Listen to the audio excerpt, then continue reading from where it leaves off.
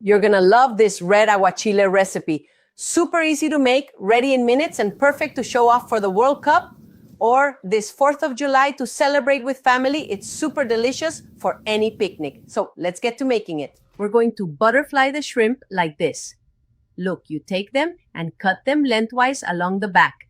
Then remove this black vein. Rinse them in cold water, and then we're going to douse them in a cup of fresh lime juice, just like this. We add a teaspoon of salt and a 1/4 teaspoon of pepper.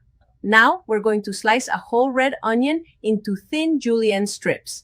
Add them to the shrimp and douse them well in the lime juice. We'll put it in the fridge for 20 minutes. The next step is the sauce. We're going to toast 2 guajillo chiles and 2 chiles de árbol for about 5 seconds on each side. When you start to smell that chili aroma, remove them so they don't burn. Now, we're going to let them rehydrate in hot water for about 6 minutes. We throw them in the blender along with half a cup of orange juice, half a mango, the lime juice where the shrimp cured, and a clove of garlic. Blend super well until you get a smooth sauce.